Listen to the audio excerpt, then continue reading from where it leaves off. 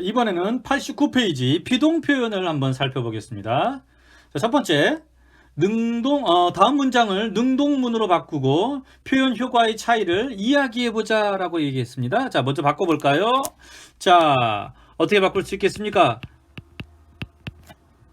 여름이 되면, 자, 주어가 등장해야겠죠? 누가요? 누군지는 모르겠습니다. 하지만 사람들이, 자, 무엇을? 개와 고양이를, 자, 주어가 목적어로 바뀌었습니다. 피동문의 주어가 고양이를 어떻게 한다고요? 많이, 상대 높임은 그대로 유지하죠. 많이 버립니다로 고쳐보도록 하겠습니다. 자, 이 두 문장은요, 어떠한 효과들을, 어떠한 차이점을 보이게 됩니까? 첫 번째, 피동문은요, 누가 강조가 되죠? 네, 개와 고양이.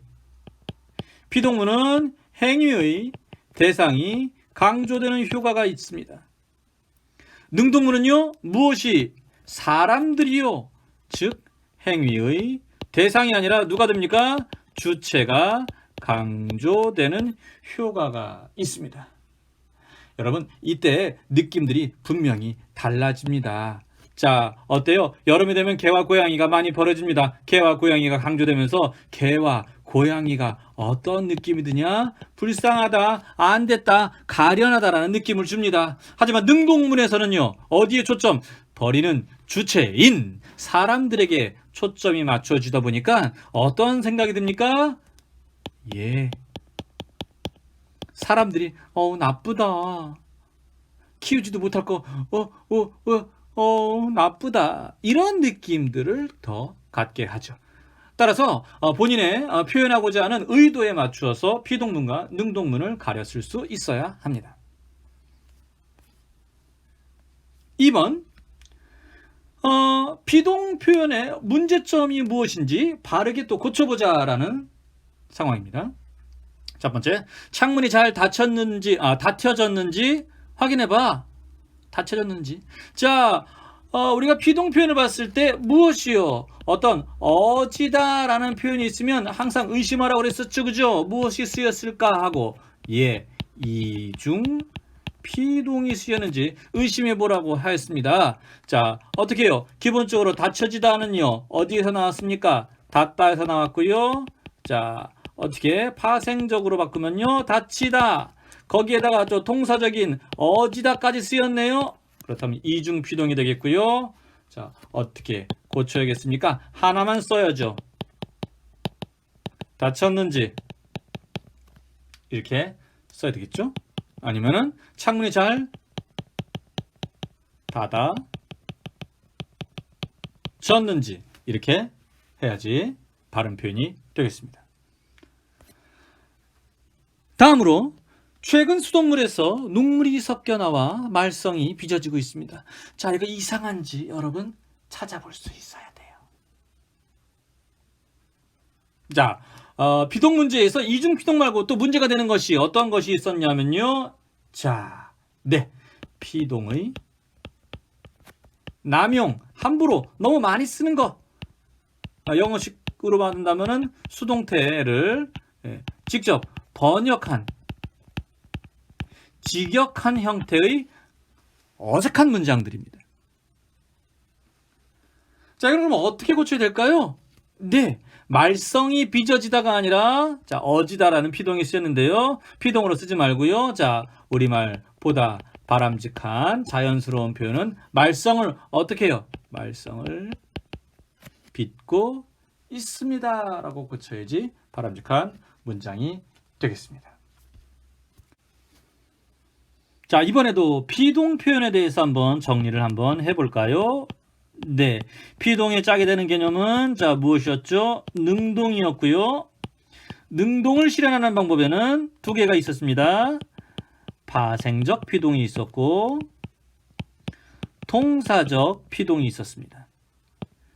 자, 파생적 피동은요, 기본적으로 전미사인 이, 히, 리, 기를 이용하거나, 자, 교과서와 조금 다르게 정리했었죠. 되다, 그리고 당하다,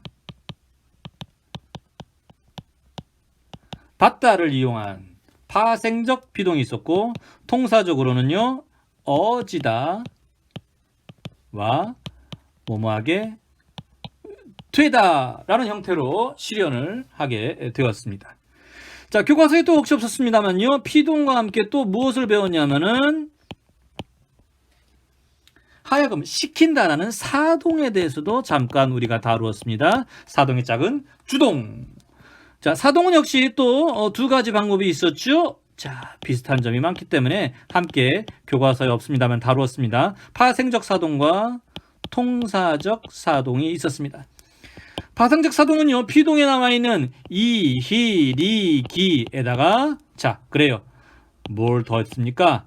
우, 구, 추까지 더했죠. 이히리기, 우구추 7가지. 그리고 또 뭐가 있었습니까? 뭐뭐뭐 시키다까지.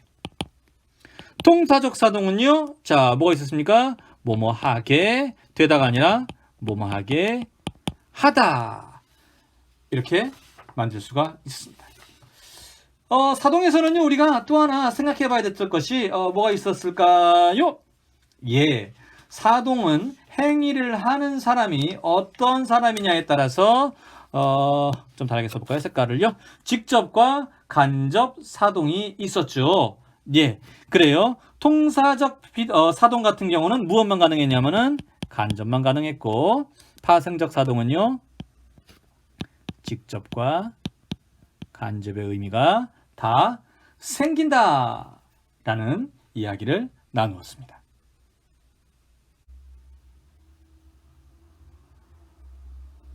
자, 학습활동의 마지막 4번. 자, 인용과 관련된 대목이네요.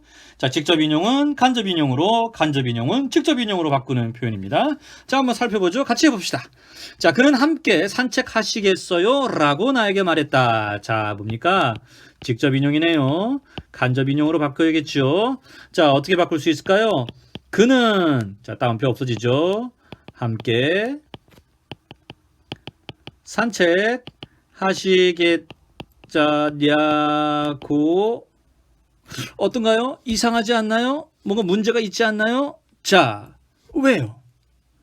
그가 나에게 말할 때 산책하다의 주체인 나를 높여서 무엇을 써줬습니까? 시라는 주체 높임 선언 어미를 썼습니다만, 간접 인용으로 갔을 경우에는 이 말을 할 필요가 없지요. 예, 어떻게 고쳐야겠습니까? 빼야 됩니다. 주체 높임 선언 어미요. 자, 어떻게 해요? 그는 함께 산책 하겠냐고 나에게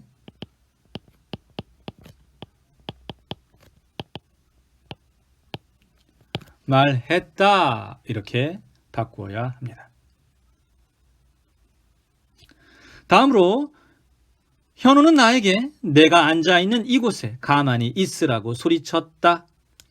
자, 이것은 간접 높임의 형태고요. 직접 높임으로 바꿔야겠네요. 자, 어떻게 바뀔 수가 있을까요? 자, 그대로 나와야겠죠. 현우는 누구에게? 나에게. 자, 다음표 들어가야 되겠죠. 그죠? 자, 누가 있는 곳에? 내가 아니죠. 현우 입장에서는 나에게 뭐라고 부르겠습니까? 내가. 그렇죠? 앉아있는. 자, 또 이곳? 아니죠. 이곳은 말하는 사람과 가까운 곳이죠. 그죠? 여기서 이곳은요, 누가 되겠습니까? 누가 있는 곳입니까? 내가 있는 곳이니까 이곳이 아니라 뭐가 되겠습니까? 그곳에 가만히 뭐라고 얘기할까요? 있어. 있어로 합시다. 느낌표로 세게 소리쳤으니까 있어. 고요? 아니죠. 직접 인용이니까 라고 소리 쳤다. 이렇게 바꿔줄 수가 있겠습니다. 자, 이때 우리가 변화한 것들을 살펴보면요, 직접 인용과 간접 인용은요, 무엇에 문제가 됩니까? 자, 먼저 그래요. 따옴표가 있거나 사라지거나. 그 다음에 무엇이요? 직접 인용일 경우에는 라고가, 간접 인용일 경우는 고가, 라고, 고가 쓰여야겠습니다. 기본적으로 이 두 개를 중심으로요, 따옴표와 인용하는 조사들을 중심으로 변화가 이루어지고요. 또 특별한 변화들이 더 있었습니다. 뭐요? 시 없어졌죠. 그죠? 그 다음에 냐구가 등장했습니다. 또 이쪽에서 본다면은 내가 되겠고요. 그 다음에 이곳이 그곳으로 바뀌었습니다. 역시 라고도 있고요. 자, 한번 살펴보도록 할게요. 자, 무엇이요? 자, 냐고 있죠. 그죠? 냐고. 보시면 간접 인용절에 어미 냐의 인용을 나타내는 격조사 고가 결합한 말이라고 되어 있습니다. 또 하나 뭐요? 있으라고 할 때 나왔던 말입니다. 어미 으라의 인용을 나타내는 격조사 고가 결합한 말이라고 되어 있습니다. 여기 있죠? 자, 따라서 추가적으로 무엇들이 더 변화해야 되냐면은 어미들, 인용절 안에 있던 어미들, 그 다음에 나 대신에 너가 쓰이는 대명사, 그리고 이곳 저곳 그곳이 바뀌는, 이곳과 그곳이 변화하는 지시어들까지도 변화해야지 인용 표현이 간접과 직접으로 변화한다는 것을 살펴볼 수가 있었습니다. 이제 교과서 90페이지의 활동을 마지막으로 정리를 해보도록 하겠습니다. 먼저 첫 번째, 땡땡땡은 프랑스 황후의 옷에서 영감을 받아 제작되신 제품입니다. 자, 여러분 이상하게 느껴지는 곳 바로 찾을 수 있겠죠? 자, 어디 있습니까? 제작되신. 자, 제작되신의 주체는 누구겠습니까? 제품이죠. 그죠? 제품 자체를 우리가 높여서는 안 되겠습니다. 따라서 잘못된 주체 높임. 주체 높임이 잘못된 것이라고 얘기할 수 있겠고요. 어떻게 고쳐야겠습니까? 영감을 받아 제작된 제품입니다. 라고 얘기하면 자연스러운 문장이 될 겁니다. 다음, 이 제품이 잘 입어지실 거예요. 홈쇼핑이라는 광고가 꽤 많이 나오나 보네요. 자, 뭐가 이상하죠? 이상한 거 찾을 수 있겠습니까? 예. 여기입니다. 입어지실. 뭔가 좀 어색하죠, 그죠? 네. 이거는요, 우리가 기본적으로, 어떻게? 비동을 너무 함부로 많이 썼다라고 얘기할 수가 있겠어요. 어떻게 고쳐야겠습니까?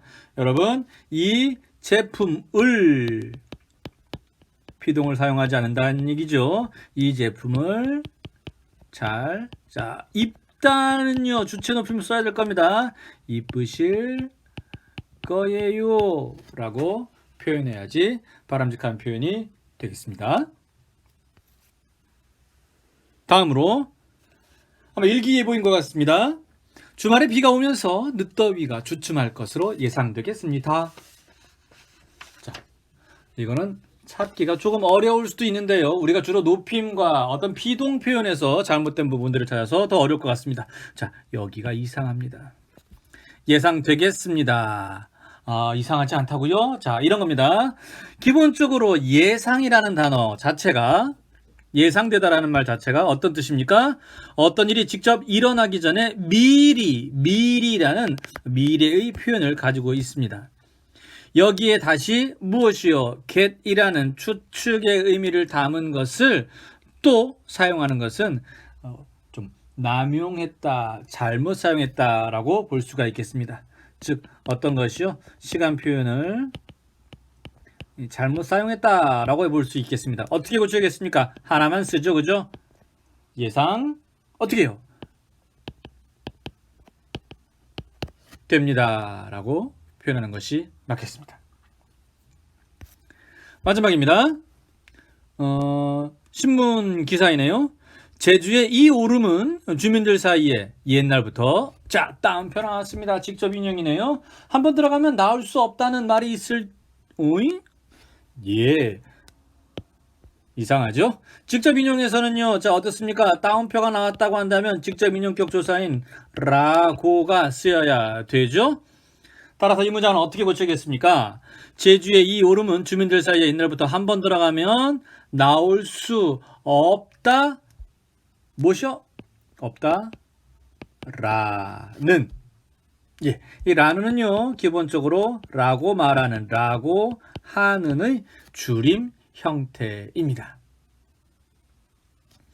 없다 라는 말이 있을 정도이다 라고 하든지요, 아니면 간접 인용으로 쓴다면 주민들 사이에 옛날부터 따옴표를 없애고요 그냥 계속 쓰면 되겠네요. 한번 들어가면 나올 수 없다 라고가 아니라 없다고 하는, 간접 인용으로 바꾸어서 없다고 하는으로 바꿀 수가 있겠습니다. 결국 이 부분은요 뭐가 잘못 사용된 겁니까? 잘못된 인용격 조사가 사용되었다라는 문제점을 지적할 수가 있겠습니다.